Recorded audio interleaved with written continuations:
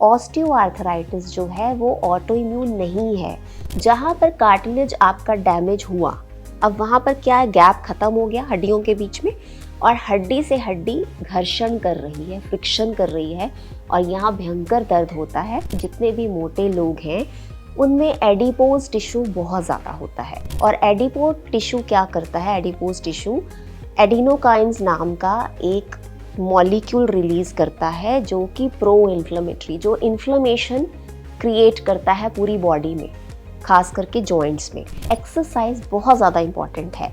यहाँ पर क्या करना है, आपको सुबह उठकर सबसे पहले लाइट स्ट्रेचिंग एक्सरसाइजेस करनी है। आपको घुटनों का ऑस्टियोआर्थराइटिस है तो वीर आसन बहुत अच्छा है। सेहतनामा में आज बात ऑस्टियोआर्थराइटिस पर, र्यूमेटॉइड अर्थराइटिस यानी गठिया पर हमने बात की है, लेकिन ऑस्टियोआर्थराइटिस पर विस्तार से आज जानकारी देंगी सारिका शर्मा, जो फंक्शनल मेडिसिन एक्सपर्ट हैं, डाइटिशियन भी हैं। बहुत बहुत स्वागत सारिका। सो र्यूमेटॉइड अर्थराइटिस पर हमने बात की, आज हम बात करेंगे ऑस्टियोआर्थराइटिस पर। ऑस्टियोआर्थराइटिस क्या है और र्यूमेटॉइड अर्थराइटिस जो कि गठिया होता है और ऑस्टियोआर्थराइटिस, दोनों में फ़र्क क्या है ये भी बताइए।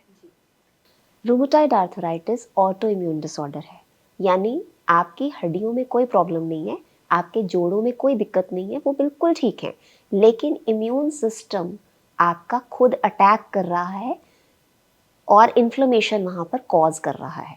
जब जब आपका इम्यून सिस्टम जॉइंट्स पे अटैक करेगा और इन्फ्लेमेशन होगी, उसे रूमेटॉइड आर्थराइटिस कहते हैं।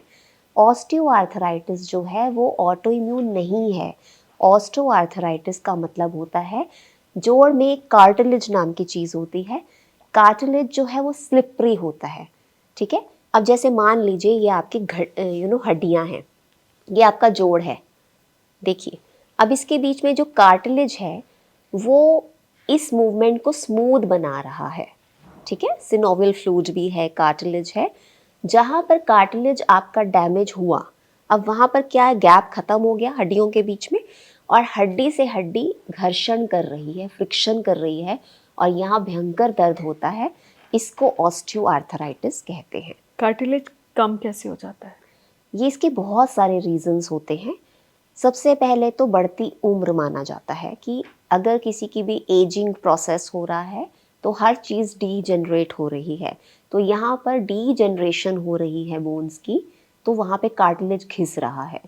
दूसरा, जेनेटिक्स भी होते हैं, कईयों की फैमिली में ही रन होता है कि ऑस्टियोआर्थराइटिस पीढ़ी दर पीढ़ी होता रहता है, ठीक है। तीसरा, आपका लाइफस्टाइल बहुत इंपॉर्टेंट है। आप स्मोकिंग तो नहीं करते, आप अल्कोहल तो नहीं रहते और आपका कितना सेडेंटरी लाइफस्टाइल है। बाकी जो सबसे ज़्यादा इम्पॉर्टेंट फैक्टर ऑस्टियोआर्थराइटिस में देखा जाता है वो है मोटापा। अब बहुत सारे लोग सोचते हैं कि मोटापे का मतलब है कि हिप जॉइंट पे और नी जॉइंट्स पे वज़न पड़ रहा है शरीर का, इसीलिए ऑस्टियोआर्थराइटिस है। लेकिन ये पुरानी मेडिकल साइंस है।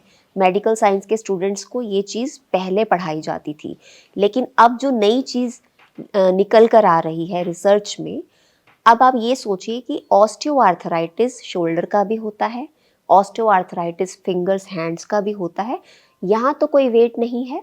जो मोटापा है वो किस तरह से ऑस्टियोआर्थराइटिस का कारण बन सकता है, इसलिए नहीं कि आप बहुत मोटे हैं और आपके घुटनों पे वज़न है या हिप्स पे वज़न है तो आपको वहाँ ऑस्टियोआर्थराइटिस हो गया। यहाँ क्यों हुआ, शोल्डर पे क्यों हुआ, नेक का ऑस्टियोआर्थराइटिस भी बहुत कॉमन है। तो इसमें होता क्या है कि जितने भी मोटे लोग हैं उनमें एडिपोज टिश्यू बहुत ज़्यादा होता है और एडिपोज टिश्यू क्या करता है, एडिपोज टिश्यू एडिनोकाइंस नाम का एक मॉलिक्यूल रिलीज करता है जो कि प्रो इन्फ्लेमेटरी, जो इन्फ्लेमेशन क्रिएट करता है पूरी बॉडी में, खास करके जॉइंट्स में। तो ये जो एडिपोकाइंस हैं, this is the major reason for osteoarthritis. तो इसीलिए हमें जिन भी पेशेंट्स को ऑस्टियोआर्थराइटिस है उनको बहुत इम्पॉर्टेंट है अपने मोटापे को कम करना। अब ये कार्टिलेज जो है, जिसको शायद वो कहते हैं ना, घुटनों में चिकनाई कम हो गई है तो लोग घी खाना शुरू कर देते, घी खाओ सो जो घुटने हैं, गोडे जिन्हों कहते हैं पंजाबी विच, उसमें चिकनाई कम नहीं होगी, ऐसा लोग कहते हैं। क्या ऐसा है? क्या कार्टिलेज को हम बचा के भी रख सकते हैं? जब आपका एक बार डैमेज हो जाता है तो बहुत मुश्किल होता है उसको रिवाइव करना, लेकिन आप प्रिवेंटिव मेजर्स ले सकते कि हैं। डैमेज ना हो। यहाँ पर घी की बात अगर की जाए तो ये आयुर्वेद पर्सपेक्टिव से बात की जा रही है, क्योंकि ज़्यादातर जब भी हड्डियों में दर्द है, जोड़ों में जो दर्द है, गठिया या आर्थराइटिस, ये माना जाता है वात का रोग। तो जब वात का रोग होता है तो आयुर्वेद चिकनी चीज़ें खाने की सलाह देता है। तो ये उस पर्सपेक्टिव से बात की जा तो रही क्या है। ये सही है? ये तब सही है, ये हर केस में सही नहीं हो सकता है। ये बहुत सारे फैक्टर्स को रिलेट करके देखने पड़ते हैं। मान लीजिए आप बहुत हाई कोलेस्ट्रॉल के पेशेंट हैं और आपको हम बोले बहुत घी खा लीजिए, तो वो आप पे अप्लाई नहीं करता अगर आपको आर्थराइटिस ठीक करना है। हाँ। और क्या कारण हो सकते हैं ऑस्टियोआर्थराइटिस के? कुछ मेटाबॉलिक सिंड्रोम्स होते हैं। एक होता है जिसमें बॉडी बहुत ज़्यादा आयरन बनाती है, और एक डायबिटीज़। ये बहुत कॉमन फैक्टर्स हैं ऑस्टियोआर्थराइटिस के, जिसमें यंग लोगों को भी ओए यानी ऑस्टियोआर्थराइटिस होने का खतरा बना रहता है। दूसरा, बहुत सारे लोगों का बहुत सिडेंट्री लाइफस्टाइल होता है और वो जॉइंट मोबिलिटी बिल्कुल नहीं करते हैं। No walking, no exercise, this is very major reason for osteoarthritis. मान लीजिए कि कोई आप रबड़ है, आप रबर को रख दीजिए कुछ दिनों के लिए, अब उसको उठाएंगे तो वो बिल्कुल ढीला चिपचिपा पड़ जाएगा, होकर चिपचिपा। टूट जाएगा। तो यही हाल है हमारे मसल्स का। हमारी बोन्स फ्लेक्सिबल होनी चाहिए। हमारी मसल्स, जब तक आप उस पर काम करेंगे तभी तक वो मशीन काम करेगी, अदरवाइज वो बिल्कुल ब्रेक हो जाएगी। तो इसीलिए बहुत इम्पॉर्टेंट है जॉइंट्स की मोबिलिटी। कोई भी स्पोर्ट्स ज्वाइन कीजिए, लाइट एक्सरसाइजेस कीजिए, stretching, yoga, biking is very good जब भी जॉइंट्स अफेक्ट होते हैं। साइकिलिंग जी। आप जरूर कर अगर सकते हैं। नेक का ऑस्टियोआर्थराइटिस है तो आप अपनी नेक की एक्सरसाइजेस कर सकते हैं। ठीक है, फिंगर्स का है तो आप अपने हैंड की एक्सरसाइजेस कर सकते हैं, टूल्स भी आते हैं। ठीक है, और अपनी डाइट का ख्याल रखना बहुत ज़्यादा ज़रूरी है। तो अब हो जाए ऑस्टियोआर्थराइटिस तो वो क्या करना चाहिए, क्योंकि उसका भी दर्द बहुत ज़्यादा होता है जिसके पेशेंट हैं। बहुत पेनफुल होता है ऑस्टियोआर्थराइटिस भी। अब यहाँ पर भी बहुत इम्पॉर्टेंट है कि आप एक हॉलिस्टिक अप्रोच लें। बहुत आसान है to reach the painkiller और उसको सप्रेस कर दिया जाए। कितना टाइम आप पेन किलर लेके उसे सप्रेस करेंगे? बहुत सारे पेशेंट्स हमारे पास आते हैं कि हमने कैल्शियम खा रहे हैं इतने सालों से, पर हमारा आर्थराइटिस नहीं ठीक हो रहा। आप ये बताएं मुझे कि आपकी बोन क्या सिर्फ कैल्शियम की बनी है? और कैल्शियम को डाइट से लेने का बहुत ही आसान तरीका होता है कि डाइट से आपको आराम से कैल्शियम मिल जाता है। और डाइट से कैसे कैल्शियम लें, आप ही के साथ सारिका हमने एक वीडियो बनाया है, डिस्क्रिप्शन में लिंक दिया हुआ है, वो भी आप देख सकते हैं कि आपको क्या कब गोली लेने की ज़रूरत है और कब सिर्फ डाइट से आप कैल्शियम ले सकते हैं। सो कैल्शियम बहुत ज़रूरी है। जी, कैल्शियम, फॉस्फोरस, बहुत सारी चीज़ें जो हैं वो, मतलब आपकी एक हॉलिस्टिक डाइट होनी चाहिए। आपको डाइट में बहुत ज़्यादा सोचने की ज़रूरत नहीं होती है। जब आप सुबह की शुरुआत सही करते हैं, जब आप एक्सरसाइज करते हैं, जब आप सीजनल फ्रूट्स और ग्रीन वेजिटेबल्स अपनी डाइट में शामिल करते हैं, आपको बोन का सारा रॉ मटेरियल आपको डाइट से मिलता है। आपको ये जानना बहुत ज़रूरी है कि मेरे इस प्रॉब्लम का कारण क्या है, और उस कारण का निवारण करना बहुत ज़्यादा ज़रूरी है। ज़्यादातर देखा गया है कि ऑस्टियोआर्थराइटिस के पेशेंट्स बहुत ओबीज होते हैं, बहुत मोटे होते हैं, और मोटे लोगों में इन्फ्लेमेशन बहुत ज़्यादा होती है बॉडी में बिकॉज ऑफ एडिपोज टिश्यूज़, जो मैंने आपको बताया एडिपोकाइंस जो रिलीज़ करता है, उस वजह से। जैसे ही आप अपने शरीर पे काम करना शुरू करते हैं, एक्सरसाइज करते हैं, एडिपोज टिश्यू कम होता है और वहाँ पर आपका इन्फ्लेमेशन डाउन आता है, और अपने आप आपके भोजन से सारा रॉ मटेरियल आपकी बॉडी यूज़ करना स्टार्ट कर देती है। एक्सरसाइज बहुत ज़्यादा इंपॉर्टेंट है। यहाँ पर क्या करना है, आपको सुबह उठकर सबसे पहले लाइट स्ट्रेचिंग एक्सरसाइजेस करनी है। फॉर एग्जाम्पल, आपको घुटनों का ऑस्टियोआर्थराइटिस है तो वीर आसन बहुत अच्छा है। शुरू में ज़रूर तकलीफ होगी, लेकिन जब आप एक्सरसाइज करते हैं, एक्सरसाइज से आपके कैल्शियम मॉलिक्यूल्स बनने शुरू होते हैं, बोन बिल्ड होती है, और आपके फूड से वो सारे के सारे माइक्रो मिनरल्स जो है वो आपकी बॉडी यूज़ करना स्टार्ट कर देती है।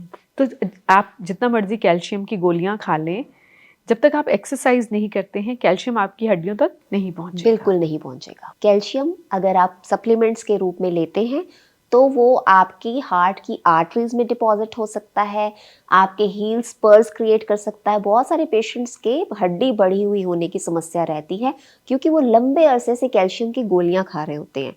हड्डियों की हेल्थ में तो कुछ इम्प्रूवमेंट होता नहीं है, उल्टा हील स्पर्स, बोन स्पर्स ऐसी प्रॉब्लम स्टार्ट हो जाती है और उनका कैल्शियम स्कोर भी बहुत ख़राब आता है जब वो अपने हार्ट का टेस्ट कराने के लिए जाते हैं। तो अब प्रिवेंशन कैसे कर सकते हैं? अगर ऑस्टियोआर्थराइटिस से क्या बचा जा सकता है? बिल्कुल बचा जा सकता है। आपको ज़रा सी भी सबसे पहले दर्द इग्नोर नहीं करनी है।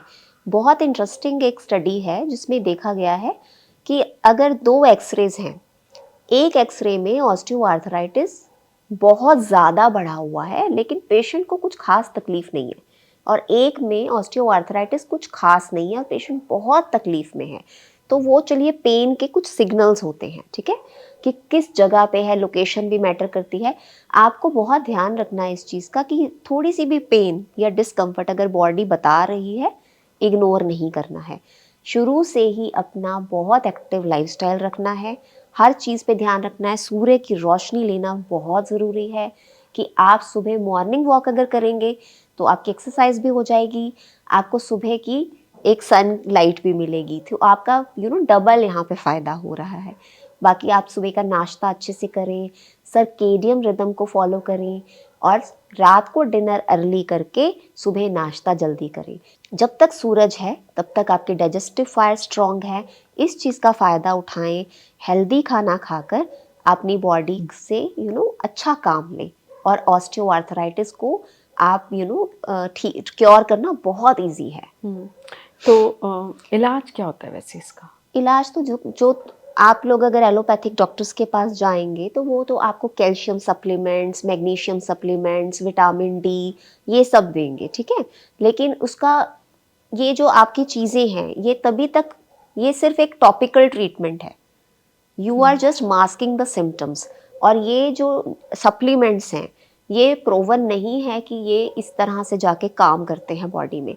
तो बेटर यही रहता है कि विटामिन डी के लिए टू रिलाई अपॉन सनलाइट, और calcium, phosphorus, magnesium, vitamin K, vitamin A, C, whatever we want for our strong bones, उसके लिए डाइट पे रिलाई किया जाए। ऑस्टियोआर्थराइटिस के पेशेंट क्या नहीं करें? कुछ बातों का ख्याल रखना चाहिए उन्हें। ऑस्टियोआर्थराइटिस के पेशेंट्स अवॉइड करें शुगर। शुगर जो है वो it leches all the minerals out of the bones. अब आपने ये देखा होगा कि जितने भी सॉफ्ट ड्रिंक्स आते हैं, एक बॉटल में अगर 24-25 ग्राम शुगर है, अगर कुछ लोग वो soft drinks on regular basis पीते हैं तो उनकी बोन्स बहुत ब्रिटल हो जाती है। तो जब भी किसी को ऑस्टियोआर्थराइटिस है तो वो शुगर बिल्कुल अवॉइड करें, एरेटेड ड्रिंक्स बिल्कुल अवॉइड करें, बेसिकली जंक फूड अवॉइड करें, green leafy vegetables, sesame seeds, fermented dairy, figs, dates, ये सब अपनी डाइट में शामिल करें जो आपकी हड्डियों के लिए बहुत अच्छा है।